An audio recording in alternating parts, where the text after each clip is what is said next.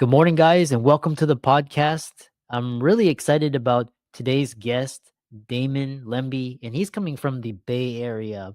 And he is an entrepreneur himself, and he is the CEO of LearnIt. He's also a two times best-selling author.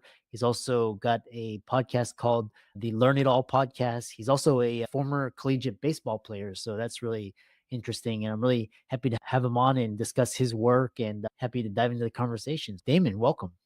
Chris, it's great to be here. It's an honor to be on your show. So thank you. Yeah. What what were you doing before Learn It and how did you come to start Learn It and what are you doing now? Great questions. And I want to start with I didn't start Learn It. A lot of people think that I did. We're heading into our 30th year in June. My father originally came up with the idea, so he deserves the credit. Unfortunately, he passed away in 2010. My story is I'll start with I always wanted to be a baseball player. I went all in. It worked out pretty well for me. I was a high school All-American, got an opportunity to either go the minor league route or the professional route. I got drafted by the Atlanta Braves too. My parents were awesome. They said, "This is your life. You choose what direction you want to go." I went the college route. I thought our coach had a great moonshot vision, which was really one of my first leadership things I learned.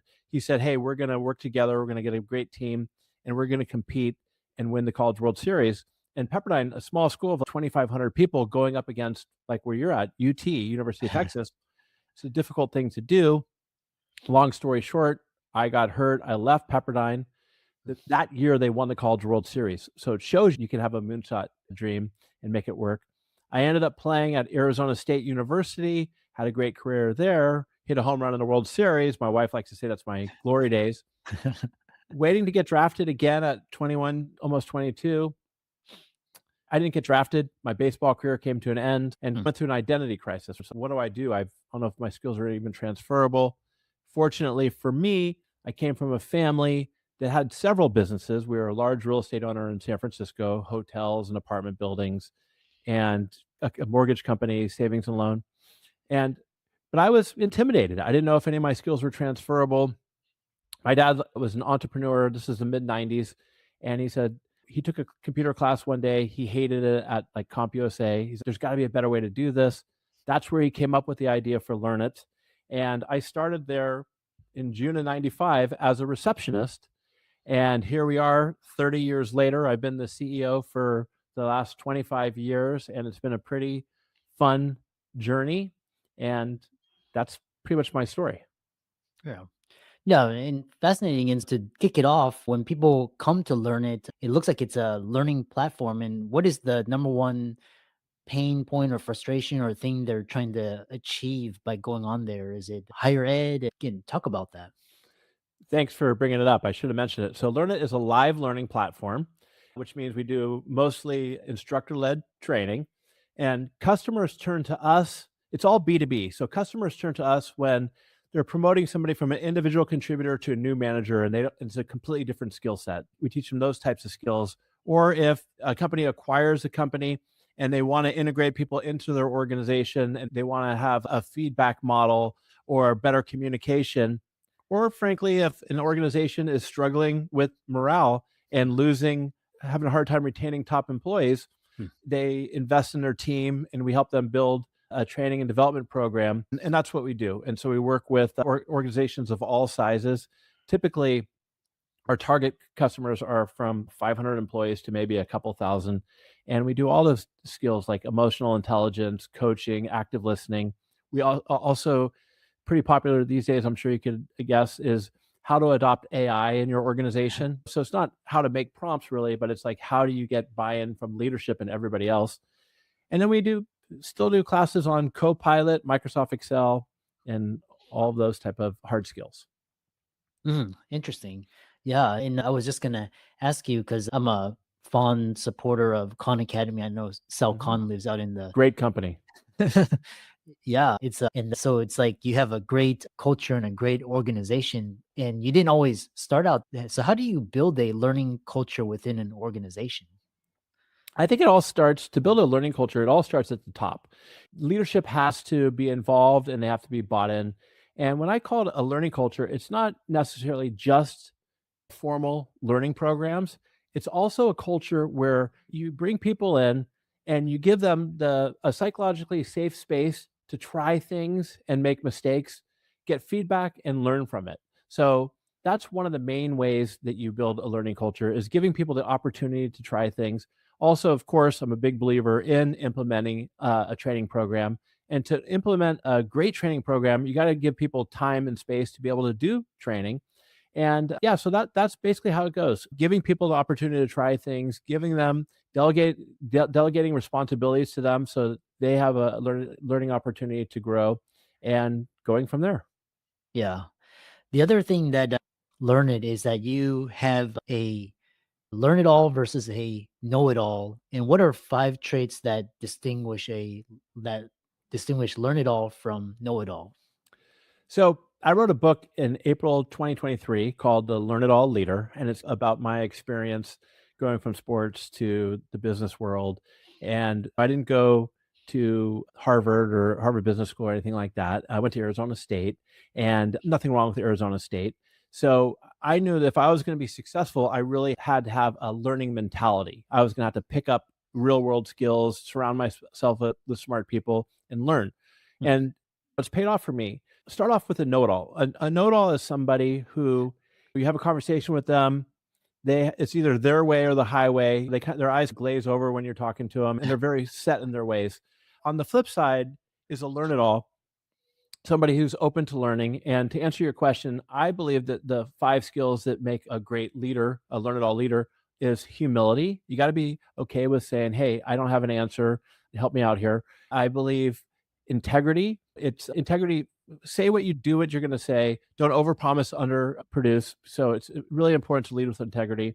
I think you have to have the courage to make tough decisions, right? As a leader, sometimes your decisions, even in a small business, are tough. Sometimes people aren't the right fits for your organization, and you need to look out for the betterment of the team. Mm. Sometimes of sunken costs. Maybe you've invested a couple $100,000 in a new system, it doesn't work.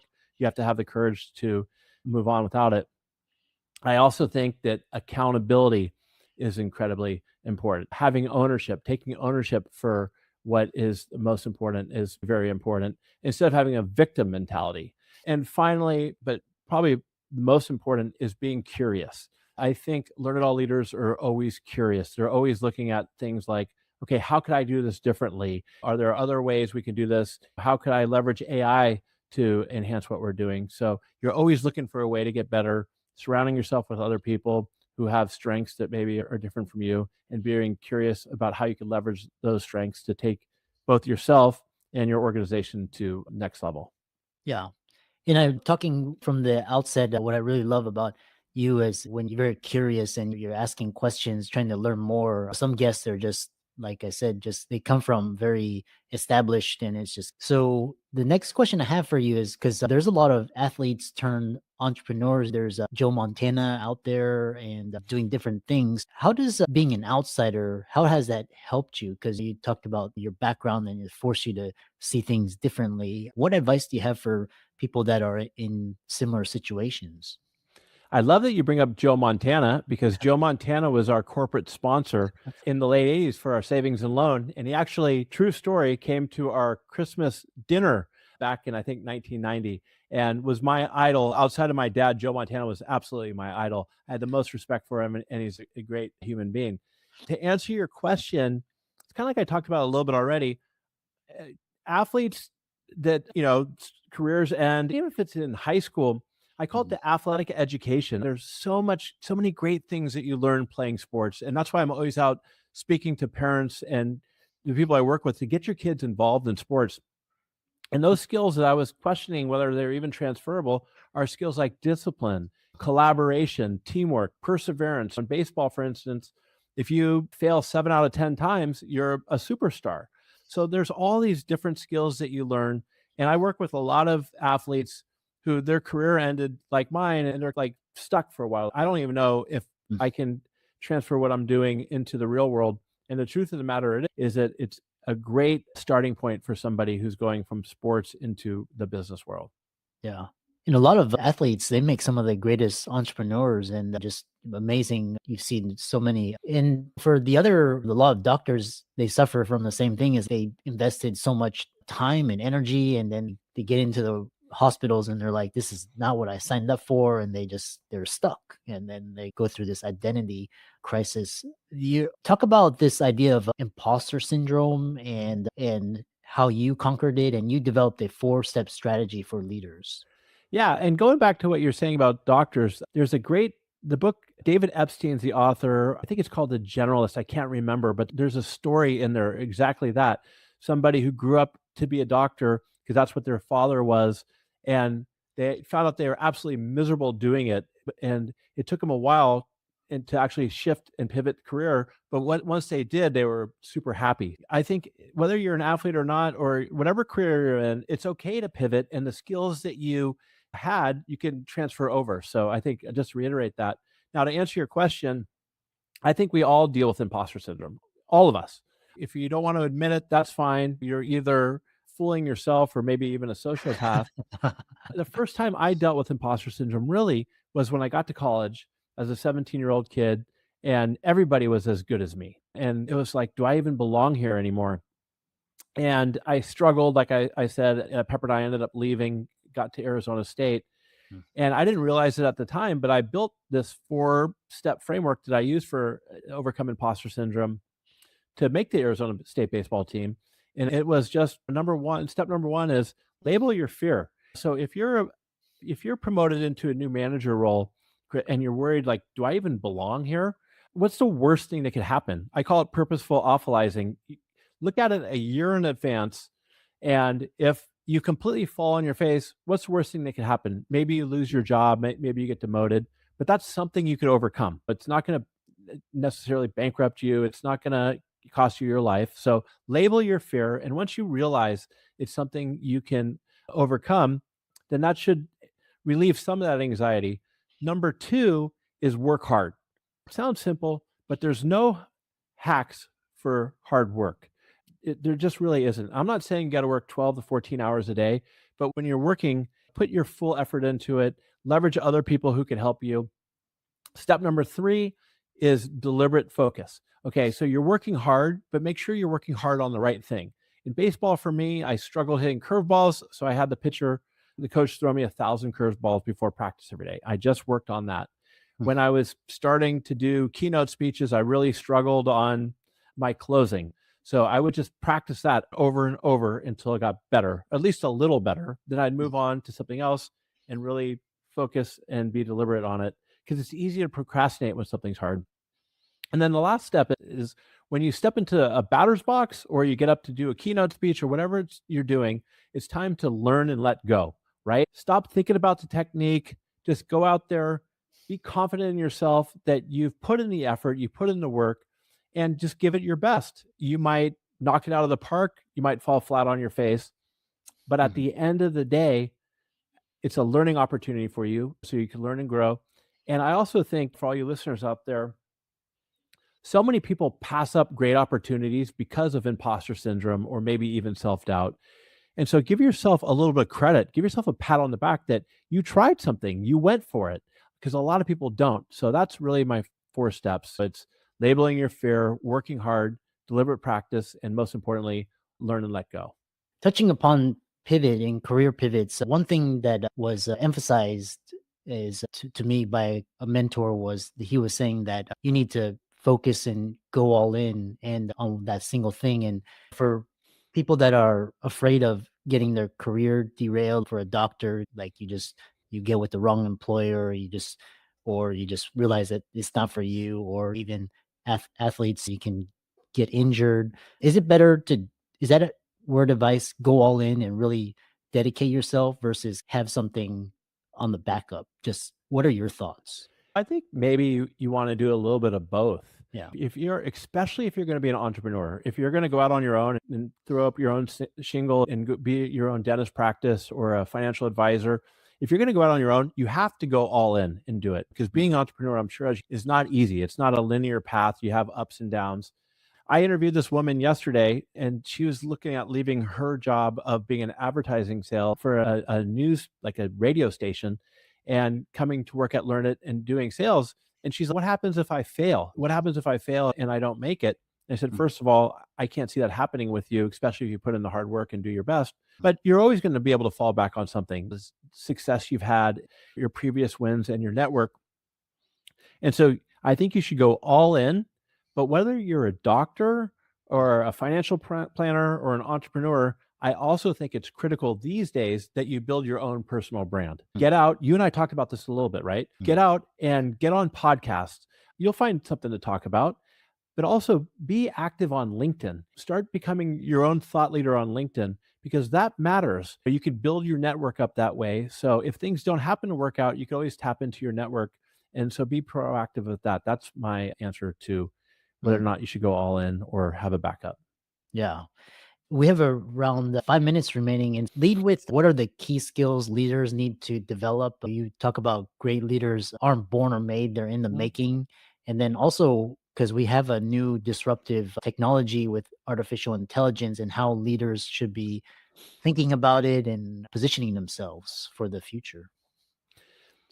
Whether you're a doctor or the CEO of a Fortune 500 company, you're you're going to really miss the boat if you don't roll up your sleeves and get involved with AI. That's where the future is. I was just talking to a gentleman who's going to be on my show coming up who sold his company to Autodesk, and now he's got another company called Data Grid, and which is all AI based. And we were just talking about what the future is going to look like in 5 years and what's going to happen to the individuals and organizations who don't buy into it and get involved. And my advice is just start simple. If you start with ChatGPT, have it help you write better emails, but get curious and learn how to leverage it. There's so much more than just using it as a tool. I think you could use it as a thought partner. I use AI all the time to interview me, and it really helps me with decision making and everything. You have to get involved with it. And I like what you mentioned about my tagline is great leaders aren't born or made, they're always in the making. And what I mean by that is there's always room to grow and evolve, no matter how far up you go in an organization or how successful you are. And I've found, and I'm sure you have on your show, the best leaders I know are constantly learning and growing.